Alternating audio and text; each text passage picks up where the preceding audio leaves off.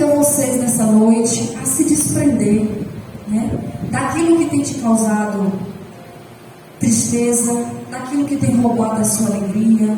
Eu não sei como foi o seu dia, eu não sei qual foi a dificuldade, o leão que você teve que derrubar para estar aqui nessa noite, mas eu sei que há dificuldades, eu sei que há impedimentos, mas como o pastor costuma dizer, já foi difícil estar aqui.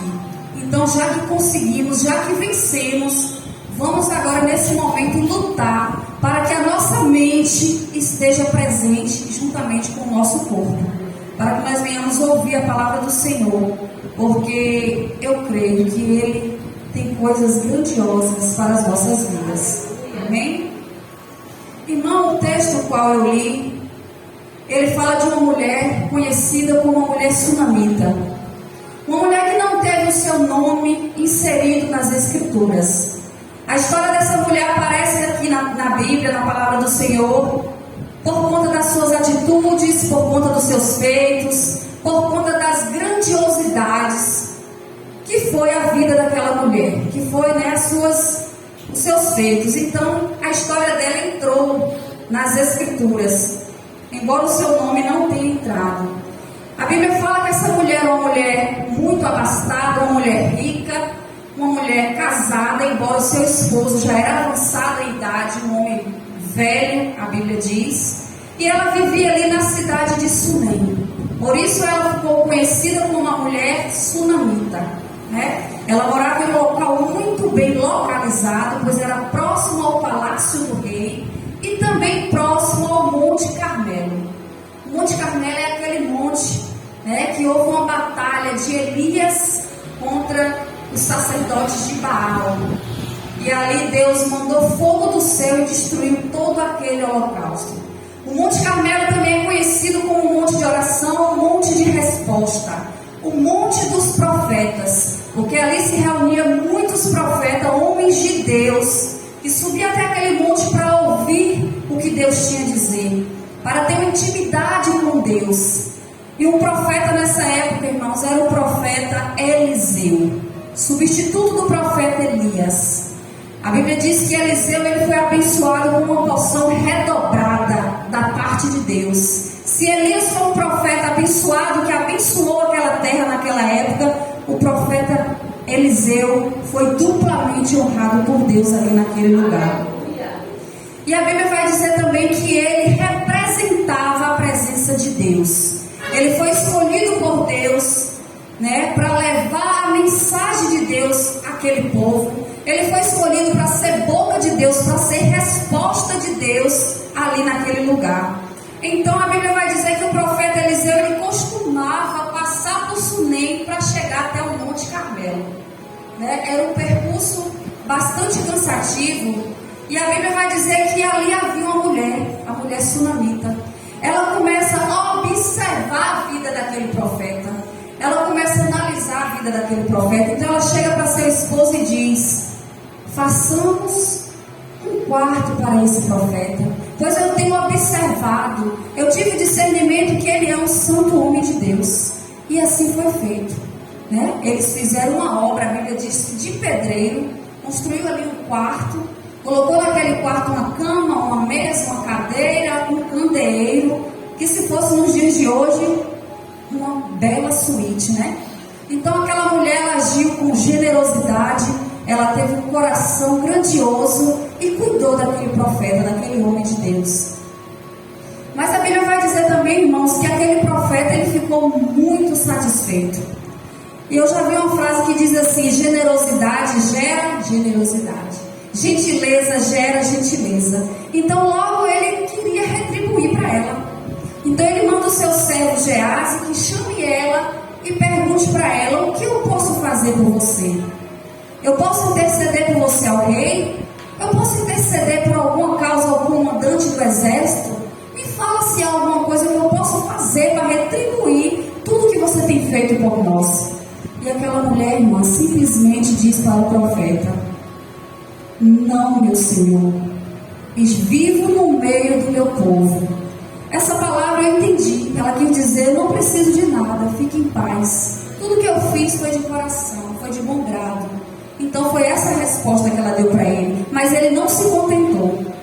Ele chega para o servo e diz: e agora o que eu faço? Eu preciso fazer alguma coisa. E a Bíblia vai dizer que aquele servo tinha observado que aquela mulher era casada, que seu esposo era velho, mas não tinha filhos. Então novamente o profeta manda chamar. Ela vem até o quarto do profeta e ele diz: ano que vem, nesta data, segurarás um filho. E ela diz para ele: não, meu senhor, não me enganes, não mintas a tua serva. Aquela mulher estava com o coração frustrado, ela estava com o coração magoado, ela não tinha mais esperança. Pensa aí, se hoje aqui é um profeta do Senhor e pergunta, né? O que você deseja, o que você quer? Ela diz nada. Realmente ela demonstrou com a sua resposta que ela não fez nada interessada em troca de nada. E ali a Bíblia vai dizer que no ano seguinte, conforme a palavra do profeta, aquela mulher segura em seus braços um filho. E algum tempo depois, aquele filho, a gente estudando conjectura que mais ou menos com seus 12 anos de idade, ele vai ter com seu pai na lavoura, na segadora, e ali aquele menino, ele começa a passar mal. Ele grita: ai minha cabeça, ai minha cabeça. Então seu pai pega o menino, entrega para o servo e diz: leve-o até a sua mãe. Irmãs, aquele menino agora volta, né, trazido por um servo, e aquela mãe pega aquela criança. A Bíblia diz que ela coloca sobre os seus joelhos, e ao meio-dia aquele menino morre. Agora aquela mãe pega aquele menino, sobe até o quarto do profeta, deita o menino na cama do profeta, fecha a porta, volta lá ao seu esposo e diz a ele: preciso de uma jumenta, preciso de um servo, porque estou indo ao homem de Deus. O marido dela simplesmente pergunta: mas hoje não é dia de sábado e nem festa da lua nova. Ela diz: eu não me demoro. Veja a confiança que aquele homem tinha naquela mulher. Então ela vai, diz para o servo: vamos, não se detenha no caminho até que eu disser. Como da casa dela para o monte não era tão longe, a Bíblia diz que lá do alto o profeta avista aquela mulher subindo. Então ele diz ao seu servo, a sunamita: vai até ele e pergunte: vai bem contigo, vai bem com teu filho, vai bem com teu marido? E assim o servo do profeta Geazi vai de encontro e diz a ela. Ela simplesmente olha para aquele servo e diz: vai tudo bem. Então ela sobe e chega até o profeta. Irmãs, quando aquela mulher chega diante do profeta, a Bíblia diz que ela se prostra diante dos pés do profeta. Ela agarra os pés do profeta. E somente ali ela diz para o profeta tudo o que estava dentro dela. Somente ali ela coloca para fora a sua dor e a sua angústia. Então ela diz para o profeta: pedi eu-lhe algum filho? Eu não disse: não me enganes? Imediatamente o profeta Geazi quer tirar a mulher dos pés do profeta, e o profeta diz: deixai. Não vê que ela está com a alma angustiada? Não vê que ela está com a alma aflita? E o Senhor me encobriu. Então o profeta manda o seu servo pegar o seu bordão, o seu cajado, ir até a casa dela e colocar sobre o rosto do menino.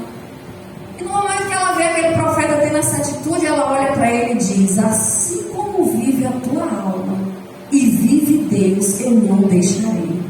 Nesse momento o profeta Eliseu, ele levanta e vai com ela.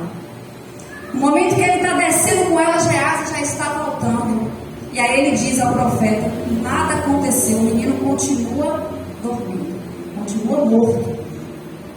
Então a Bíblia vai dizer que aquele profeta, ele chega ali na casa dela, entra no quarto e vai orar.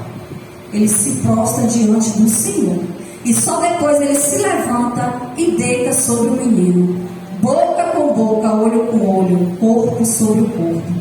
A Bíblia vai dizer que o corpo do menino começa a aquecer.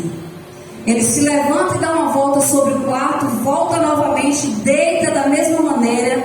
E a Bíblia diz que o menino abre os olhos e dá 7 espirros.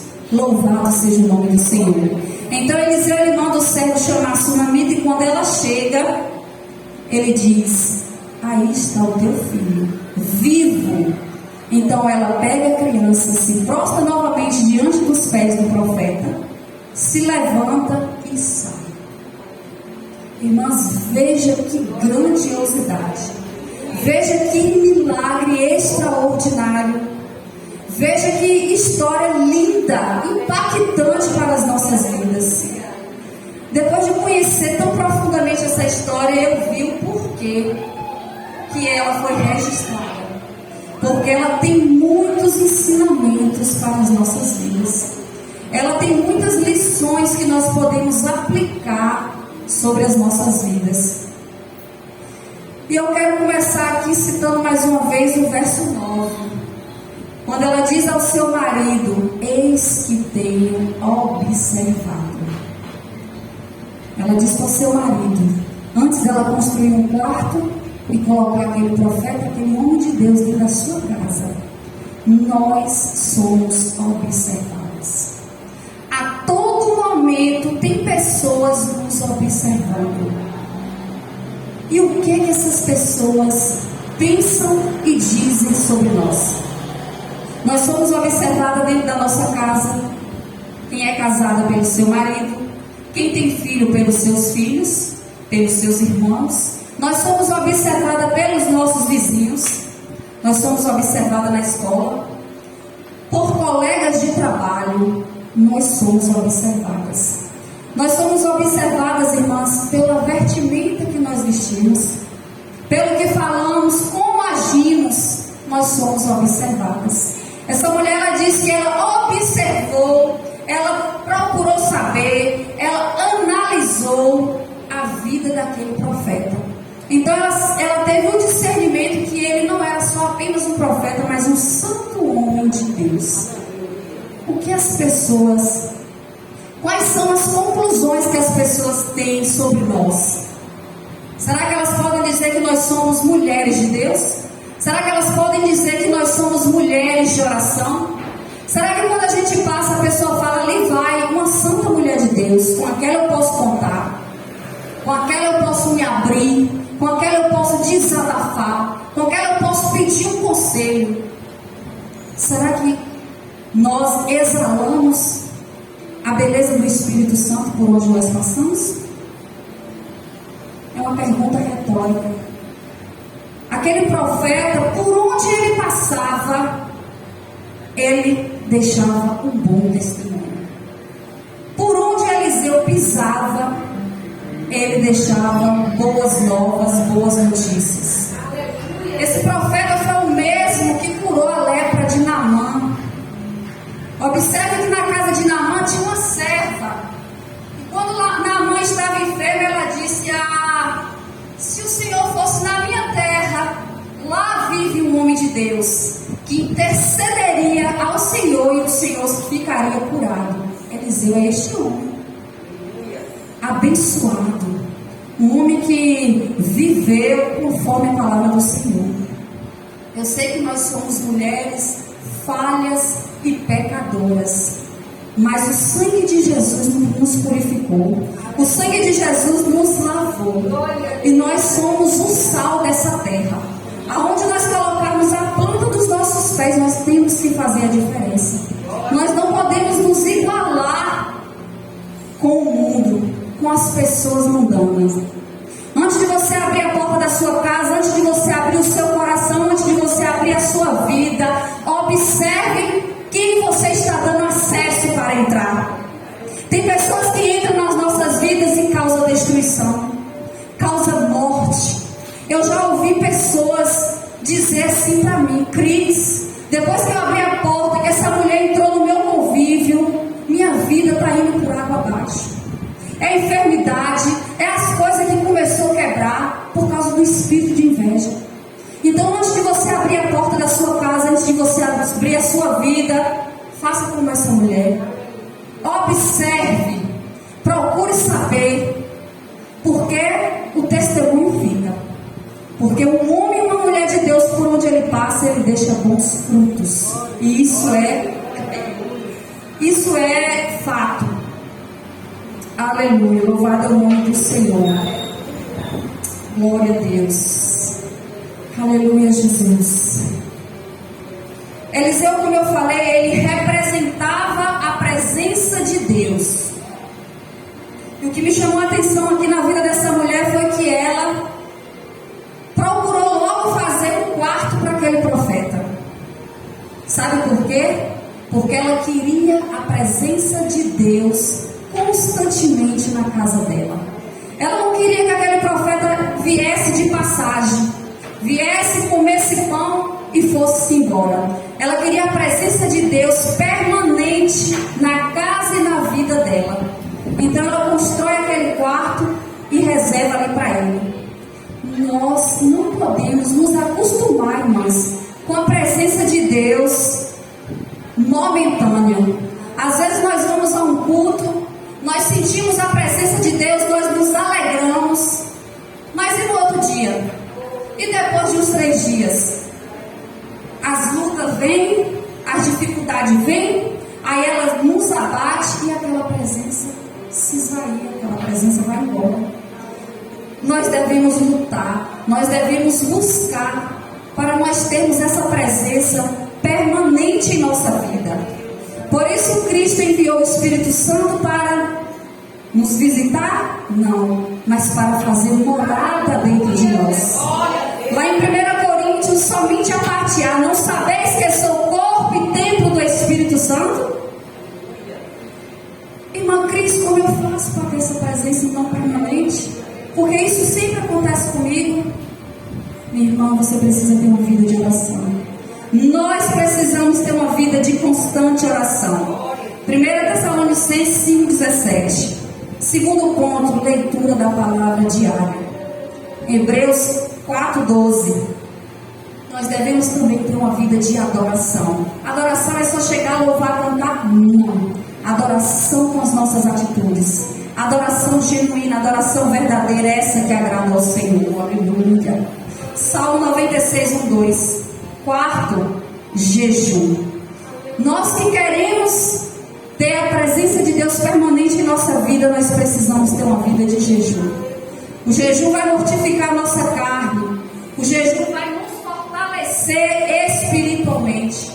O jejum vai nos dar força para dizer não para o pecado. O jejum tem esse papel fundamental na vida do cristão. Aleluia. Outra coisa que me chamou muita atenção na vida daquela mulher, ela era uma mulher generosa, irmãs. Ela era uma mulher hospitaleira. Aleluia. Uma mulher bondosa. Uma mulher acolhedora. Que maravilha, né? Será que nós temos sido assim, irmãs? Generosa, bondosa, acolhedora. A generosidade é uma virtude que poucas pessoas têm. E Deus, ele chega a dizer que ele ama quem dá, quem serve, quem ajuda com alegria no coração, mas sem querer nada em troca. Porque hoje em dia é muito fácil.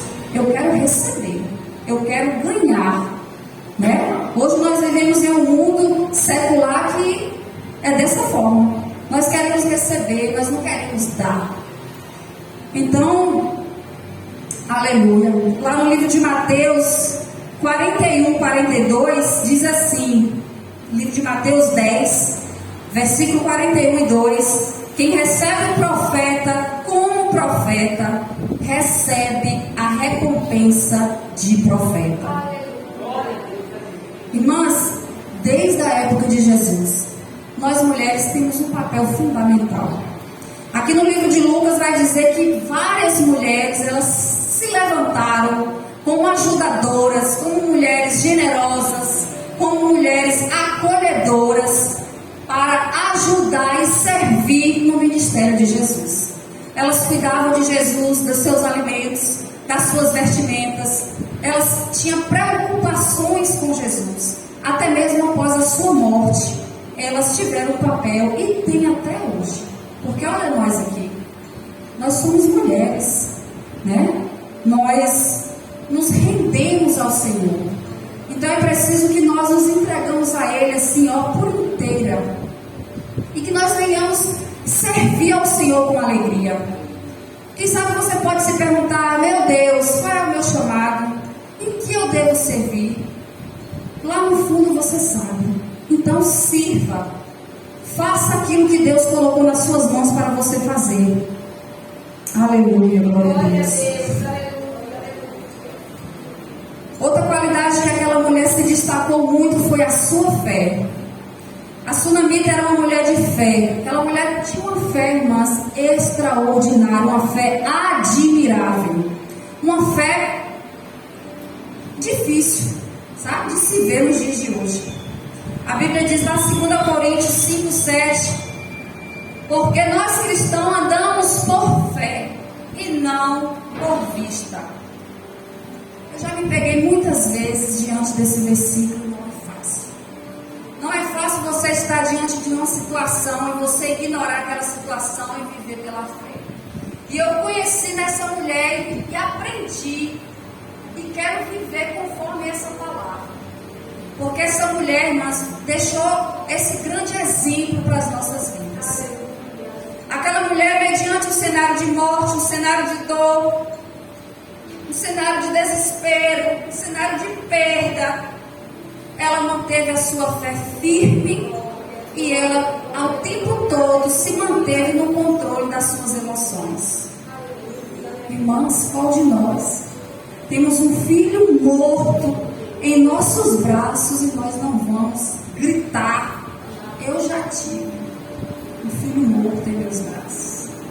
E eu me joguei no chão, e eu gritei, e eu chorei, e eu me descabelei. Mas eu aprendi com a vida dessa mulher. Essa mulher, ela não esboçou nenhuma reação. Essa mulher não gritou dentro da sua casa. Essa mulher colocou aquele menino em seus joelhos e a Bíblia diz que ao meio-dia ele morreu. Então eu não sei o que você está passando, qual é o que tem te afligido, qual é a sua situação. Leve para o joelho. Coloque no joelho, porque você vai ter resposta de Deus. O Senhor é o mesmo Deus que respondeu aquela mulher, o mesmo Deus que está aqui nessa noite para nos responder. Eu creio que você não vai sair daqui com as suas mãos vazias. Aquela mulher tinha um filho morto. E é comum dizer que diz enquanto há vida há esperança. Aquela mulher não tinha mais esperança, pois o filho dela já tinha morrido. Mas aquela mulher, ela não saiu falando para os servos, aquela mulher não saiu espalhando para a vizinhança. Aquela mulher simplesmente demonstra domínio próprio. Aleluia. Quando ela chega diante do seu esposo, ele não percebe, irmãs. Como? Eu posso conjecturar que não havia nem tristeza na face daquela mulher, porque ele poderia perguntar. Ele perguntou para ela: por que você vai ao nome de Deus hoje, se não é festa? Aquela mulher não estava com os olhos vermelhos, aquela mulher não estava chorando. Que domínio é esse? Que domínio é esse que aquela mulher teve? Aquele marido poderia resolver o seu problema? Não. Mas se ela chega diante dele desesperada, descabelada, chorando, ela poderia causar outro problema. A Bíblia fala que aquele homem era um homem velho, avançado em idade, antes de ter um menino. O menino, a gente pode dizer que já tinha de 10 a 12 anos, então ele era mais velho ainda. Se aquela mulher chega ali diante daquele sol e conta essa notícia para aquele pai, ele poderia até dar um infarto e morrer. Agora, em vez de ter um velório na sua casa, ela poderia ter 2. Então veja que sabedoria daquela mulher. Deus falou comigo, irmãs, que tem problema que é eu e você que tem que resolver com Deus. Não precisa você levar para seu esposo, não precisa você levar para seu vizinho, não precisa você levar para seu amigo. Leve para Deus. Conte os seus problemas, conte os seus medos, as suas aflições, as suas necessidades para aquele que pode resolver. Então a Bíblia fala que aquele homem, ele simplesmente libera o servo e a jumenta. E ela dá uma ordem para aquele servo. Ela manda ele abaldar a jumenta, seguir na direção, não cumprimentar ninguém e não parar. Ela era uma mulher determinada. Ela tinha um propósito. Ela tinha uma direção para ir. Você tem um propósito. Você tem um chamado. E você tem uma direção. Porque o Senhor, Ele já lhe deu essa direção. Então não olhe para a direita, não olhe para a esquerda, não pare no caminho. Siga em frente. Porque se o Senhor falou, Ele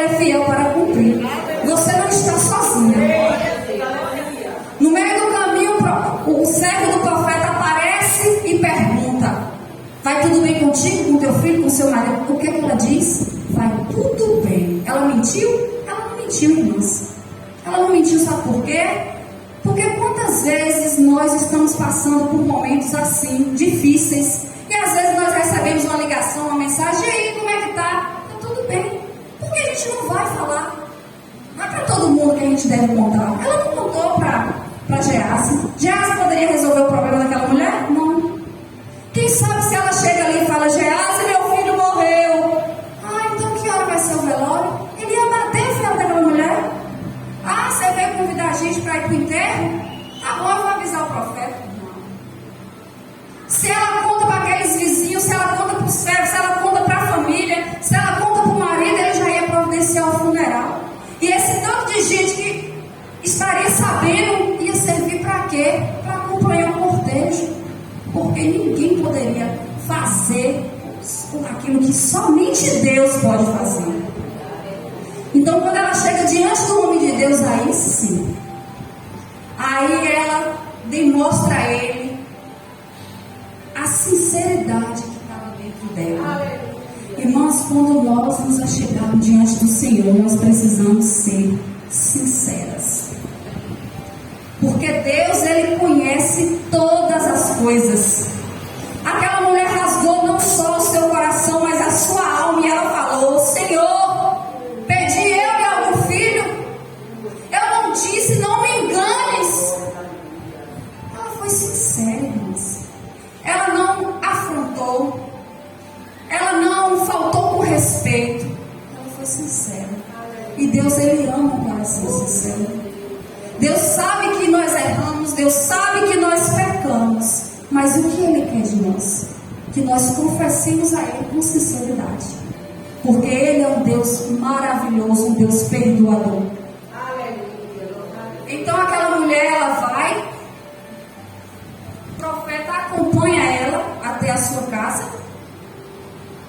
e ali agora ela vive um milagre extraordinário.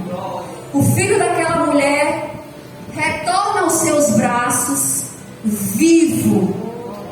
Aquele que ela colocou morto em cima daquela cama, agora ela recebe com vida. Louvado é o nome do Senhor. Louvado, exaltado e engrandecido é o nome do Senhor. No livro de Deuteronômio 28 vai dizer: a obediência conserva as bênçãos. Lembra que aqui no início eu li Mateus 10, 41, 42? Quem recebe um profeta na qualidade de um profeta, receberá bênçãos como de profeta. Irmãs, aquela mulher foi abençoada. Porque ela recebeu o nome de Deus e ela cuidou do homem de Deus como profeta. Oi, mãe, como foi que ela recebeu essa bênção? Que bênção de profeta foi essa? Irmãs, um profeta de Deus aqui na terra, ele tem intimidade com Deus. Um profeta, ele vive de milagres. E um profeta vive de provisão. Porque Deus chama o profeta, separa o profeta para ele manter. Então, aquele profeta, ele tem intimidade, ele vive de milagres e ele vive de provisão. Aquela mulher, ela passou a ter mais ainda intimidade com Deus, né? Porque ela se prostrou diante do profeta quando o menino estava morto, mas ela também se prostrou quando ela recebeu o seu filho vivo em seus braços. Ela demonstrou intimidade com Deus. Aquela mulher, ela viveu milagres da parte de Deus. Primeiro porque ela gerou. Ela não podia ter filhos. Conjecturamos que por conta do seu esposo, mas ela foi uma mulher fiel. Porque ela se manteve ao lado dele, mesmo não podendo gerar. Então ela viveu milagres da parte de Deus. O profeta vive de intimidade. Aquela mulher também teve intimidade com Deus. O profeta, ele vive de milagres, e aquela mulher viveu milagres da parte de Deus. E um profeta também vive de provisão. E aquela mulher, irmãos, ela também recebeu provisão da parte do Senhor. Lá no livro, no mesmo livro de 2 Reis 4, agora não no versículo que eu li, mas mas no versículo 8, no capítulo 8, 4 capítulos à frente. Veja que tremendo.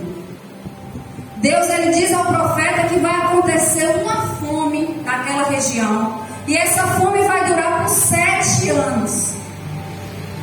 E ele diz a ela: pegue a sua família e vai para outro lugar.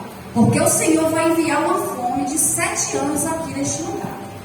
Olha a mulher vivendo provisão da parte de Deus. Ela pega a sua família e vai para a Filístia. A Bíblia diz que ela passa 7 anos na Filístia. Depois de 7 anos ela volta. E o que acontece? Ela vai até o rei. Na época era o rei Jorão. Quando ela chega, irmãs, num palácio para conversar, para ter uma audiência com o rei, a Bíblia diz que o rei está justamente conversando com Geazi. Geazi está contando ao rei todos os feitos do profeta Eliseu. Olha que bênção. Olha que milagre, que provisão de Deus. Chega aquela mulher. Geazi, está aí, rei. É ela que teve seu filho ressuscitado. Bem na hora. É coincidência? Não. É provisão de Deus. E aí a Bíblia fala que ela conta tudo para o rei. E sabe o que aquele rei faz? Ele ordena um oficial: devolva a ela todos os seus bens, todas as suas terras, e não somente, mas tudo que a terra produziu durante esses 7 anos que ela viveu fora. Aquela mulher, ela não teve somente os seus bens restaurados. Aquela mulher recebeu mais. Por quê? Porque a Bíblia fala que aquele que recebe um profeta, como um profeta, receberá bênçãos como de um profeta. Aquela mulher foi uma mulher abençoada. Aquela foi uma mulher que viveu milagres extraordinários da parte do Senhor. Teve os seus bens restaurados, teve o seu filho ressuscitado e continuou em obediência, porque 4 capítulos depois ela volta na história tendo seus bens restaurados. Eu quero que você nessa noite se coloque sobre os seus pés e coloque diante de Deus nesse momento aquilo que você precisa. Qual é a ressurreição que você precisa na sua vida nessa noite? Qual é a provisão que você precisa da parte do Pai nessa noite? Eu quero te dizer que Ele está aqui nessa noite. Ele conhece o seu coração, Ele conhece o meu coração. Ele é onisciente e Ele é onipresente. Coloque diante do Senhor nessa noite, não tenha medo. Faça como aquela mulher. Seja sincera diante do Senhor.